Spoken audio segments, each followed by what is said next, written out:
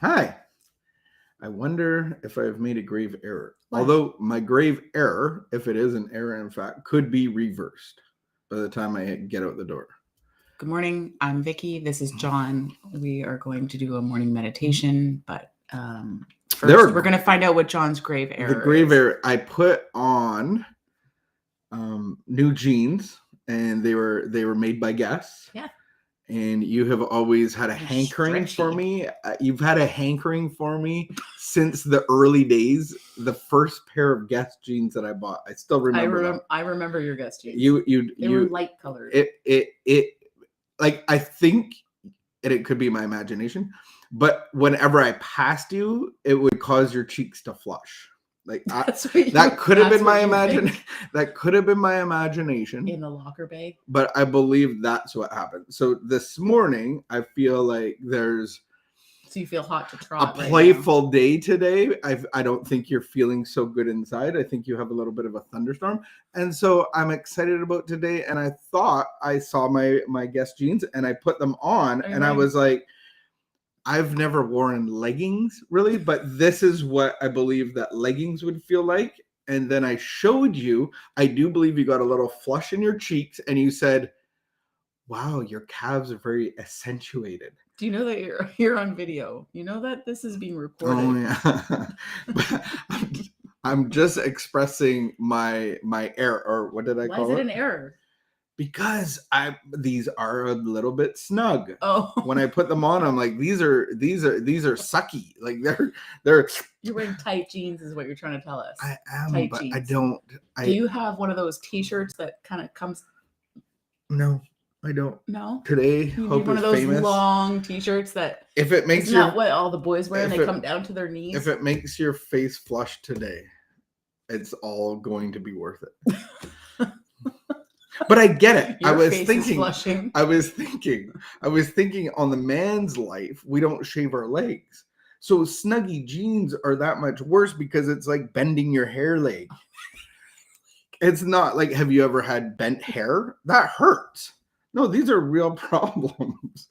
Like your bent hairs are causing you discomfort? Yes. They're starting to discomfort me now that I've noticed them and articulated that. So, but the thunderstorm, I want to flush away I think maybe today is a date night. I have a thing tonight at 7:30. Tonight? Yes. Oh, okay. But we can date between 2 and 7 because don't we finish work at 2 on Friday? Yeah. All right, fine. Let's get into our morning meditation.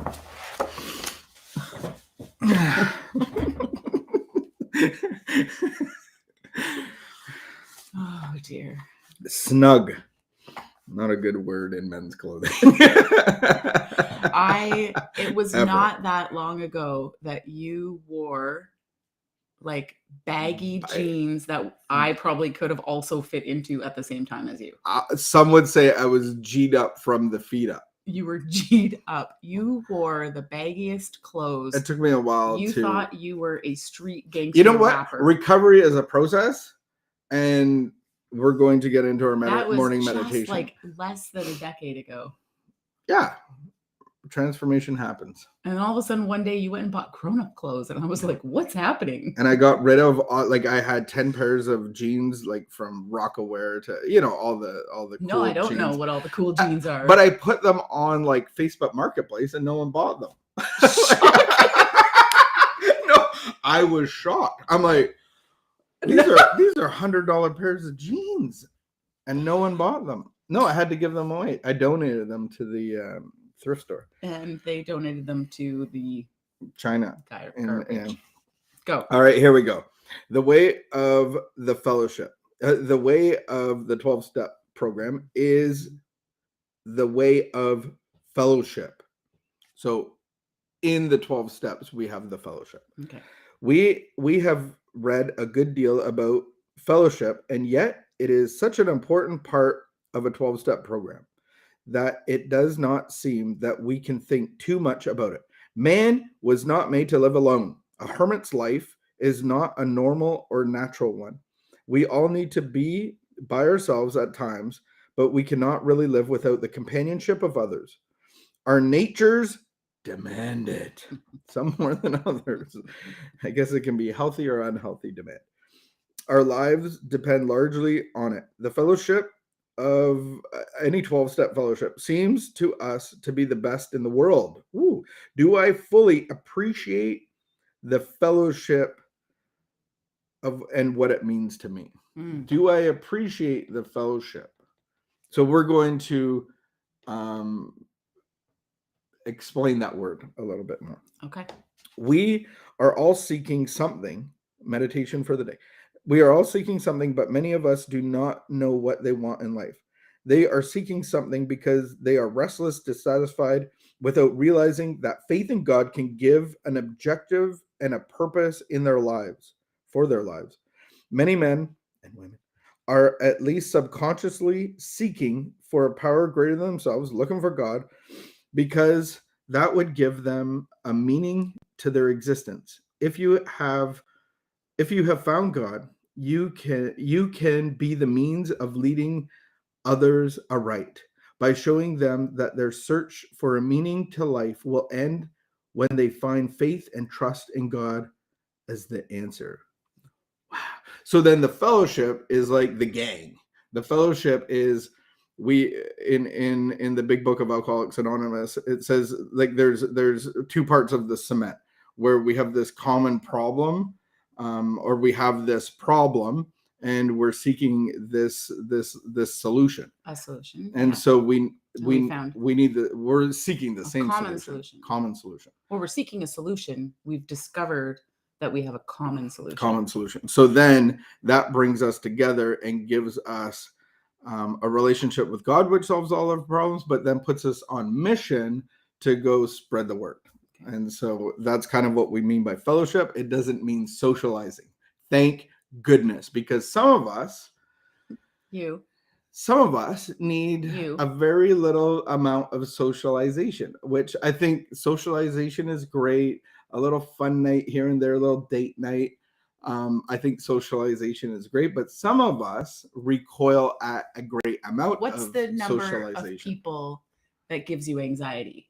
Like if we go somewhere, if we're going somewhere and there's going to be like 2 people, that's great. Get anxiety? What if you don't know those people? That's great.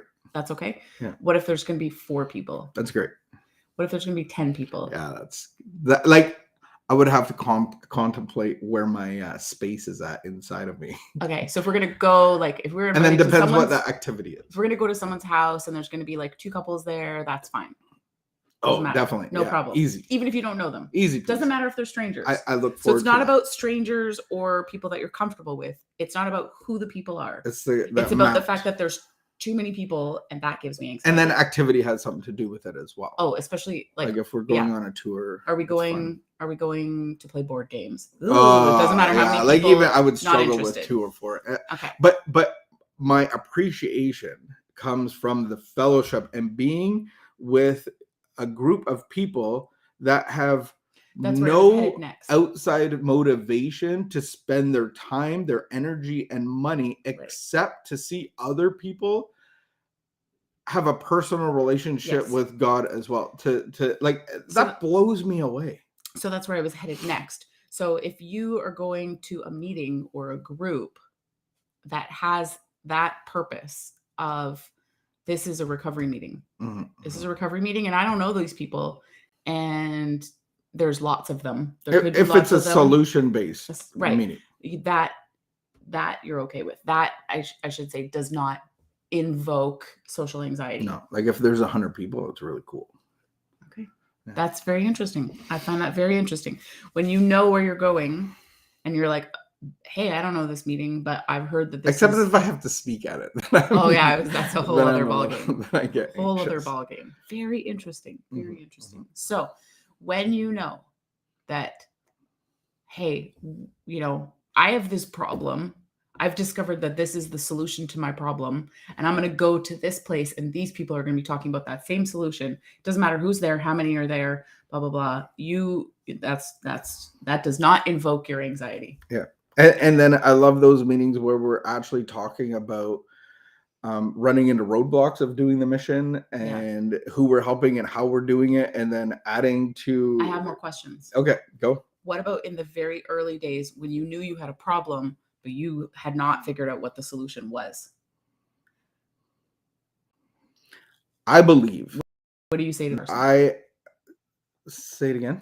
So in the very early days, you knew you had a problem, but you didn't know what the solution was. Well, because I didn't think the solution was that meeting. So I was like, what? Like, I went to them because I had the desperation of a drowning man, not because of what happened to me due to my circumstances of addiction, although they were pretty bad, like extreme.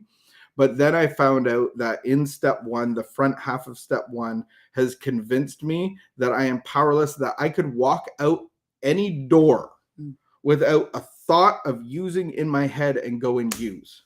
Like, I'm like, holy crap. Like, I need to chain my, like, there's like, I'm drowned. Like, I can't even leave this house safely and not use. So like with that desperation, I'm going to go to where the solution could be or is. That in that moment, in that time of your life, screw the social anxiety. It doesn't matter. I got to go anywhere, literally anywhere and everywhere.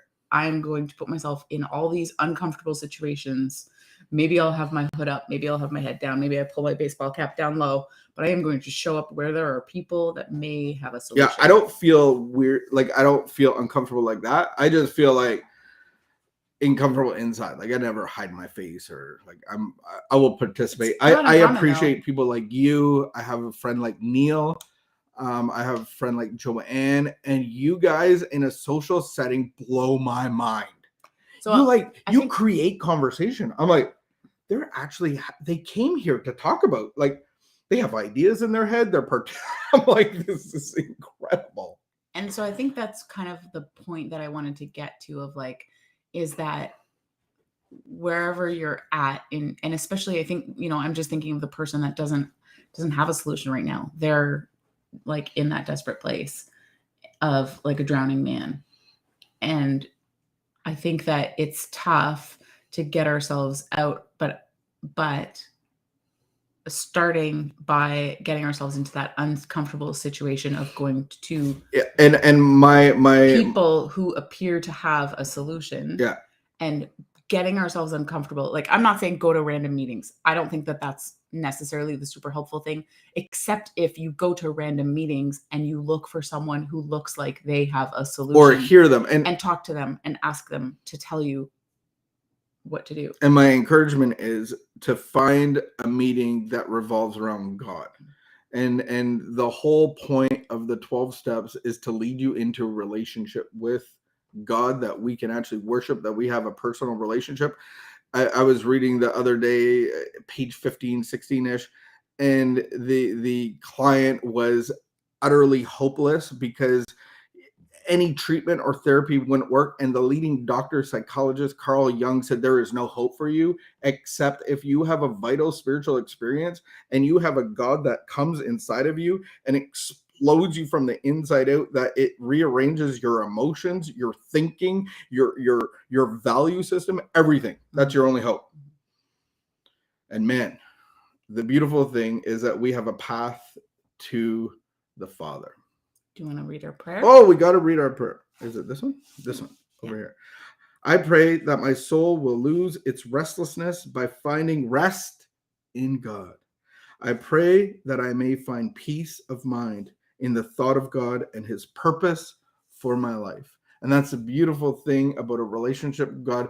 He changes you from the inside out and gives you purpose and meaning. And he's guiding you into the lives of his lost children around you. Great purpose and meaning.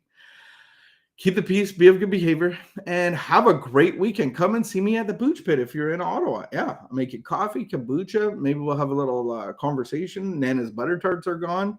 I think we're going to have a great day. Snug day, but great none the same. Bye.